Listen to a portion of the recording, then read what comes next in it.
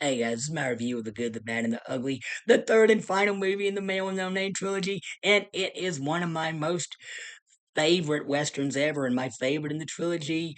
Clint Eastwood is masterful in as the man with no name. Sergio Leone did a fantastic job with the screenplay and the direction. Cinematography is gorgeous of the outdoor locations in Spain where they filmed it, and the the, the the sets of the western towns, the prisoner of war camp, even the Sad Hill Cemetery, these are all practical sets that were built for this movie. No CG, no AI, none of that slop. Just real, like, real looking practical stuff that makes the story more believable. And some great action, the shootouts, the big battle scene at the bridge, the blowing up of the bridge that was also built for the movie. They didn't blow it up in one shot, obviously, and they did it so well. Story. It's these like three gunslingers: the good played by Clint Eastwood, the bad played by Lee Van Cleef, and the ugly played by Eli Wallach. They're all like in search of this gold buried in this cemetery called Sad Hill, and along the way there's a distrust and circumstances that cause them to like switch partners several times. And I'm not going to spoil how all that happens, but throughout the movie, like only like one partner knows a secret that the other partner doesn't, so they can't kill the other because they'll risk like not finding the money and being poor. And there is a lot of double crosses and betrayals throughout the movie that keep the suspense going, and a lot of twists and turns that surprise you. And like I said, the action's fun, and the performances by the three leads are great. Clint Eastwood was just cool and stoic as the man with no name. Well, Tuco, the ugly one played by Lee Van Cleef, he is a very funny character, and even though he's a bad guy, just like the Angel Eyes, the hitman played by Lee Van Cleef, who's the bad. Tuco has more compassion and humanity to him at times. Like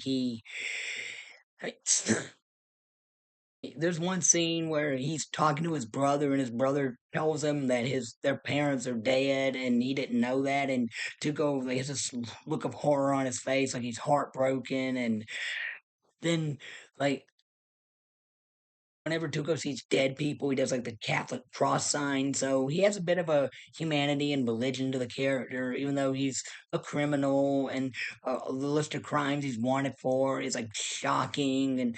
But the bad one, played by Lee Van Cleef, he's just evil, pure evil. He kills without remorse, and the first person he kills, he does it even though he has a wife and kids, and then he kills one of his sons in self defense when the kid tries to kill him, and then he goes back to the guy who hired him, and he said, "Oh yeah, before I killed him, he gave me more money to kill you." And then he shoots him up in the face with a pillow smothering him, just very brutal. And I mean, like each of these three leads have pull off the contrasting personalities of the characters excellently. And I like this is set in the New Mexico campaign of the Civil War because it's one of the most overlooked parts of the Civil War, especially the Battle of Glorieta Pass, and it references a few historical figures like General Sibley, Colonel Canby.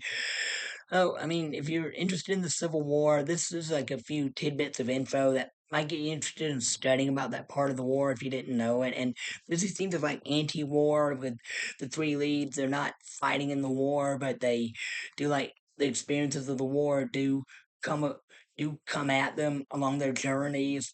And Blondie, but he makes a comment in one scene like it's sad to see so many men wasted so badly while him and Tuco are watching this big battle on the bridge. And Blondie shows sympathy a lot towards the dead soldiers, like this one rebel soldier who's dying, and Blondie gives him a puff of his smoke, and then he covers him with his jacket. And the music score by Ennio Morricone is fantastic. It's one of those music scores where even if you haven't seen this movie, you recognize this music because it's been used so many times in other movies, and it's one of the best movie scores ever. Like yeah yeah yeah, wah wah wah. That was supposed to imitate a coyote howling, and I just love that music. It wasn't just a wah wah wah thing, which we have never heard the song. later on in the movie, like when Tuco, when he's like finds a cemetery and he's running and they're playing the theme of the cemetery scene. I mean, like you think that him just running around in the cemetery would be like a waste of time in film. It could be short, but the music playing during that scene is what keeps you so into it and makes it so awesome. We get to the final showdown between the three, is the camera shots of the close ups and the wide shots of them standing in the circle, close ups of their faces, their hands, and their pistols as they're going for them. And near the end, when the music gets more pumped up and the camera moves faster and faster in between them, great editing. You just like hoping like one of it'll end finally so you can see who gets who. Great showdown. Ending after that was one of the best movie endings ever, and I'm not going to spoil what that is, but if you haven't seen this movie, I highly recommend it. I give it 2 thumbs up. All right, that's it for now. Thank you and God bless. Bye.